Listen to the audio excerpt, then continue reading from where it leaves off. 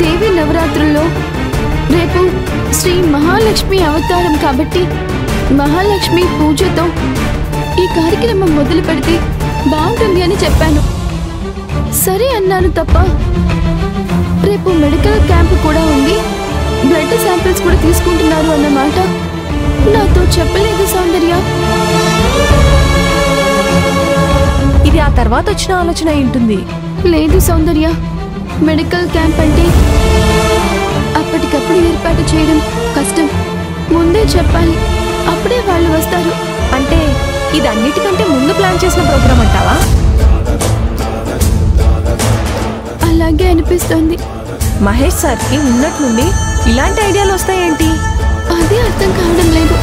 ఒక రకంగా ఆలోచిస్తే ఇది కంపెనీలో మనందరి క్షేమం ఆరోగ్యం కోరి చేస్తున్నారు, మంచిదే అనిపిస్తోంది.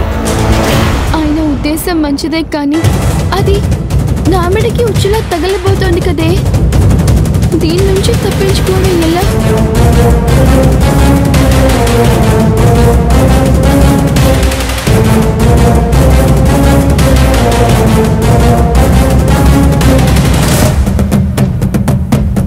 ఒకే ఒక మార్గం ఉంది.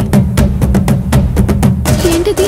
మాయమైపో, ఎవరు చూడకుండా గప్చుప్గా ఇక్కడి నుంచి వెళ్ళిపో. హాస్టల్కి వెళ్ళిపోమంటావా? హాస్టల్కి వెళ్తే మహేష్ గారు అశ్విన్ అన్న వచ్చి నిన్ను తీసుకొస్తారు. కాబట్టి సాయంత్రం వరకు ఎవ్వరికీ కనిపించకుండా నువ్వు ఎక్కడైనా ఉండు.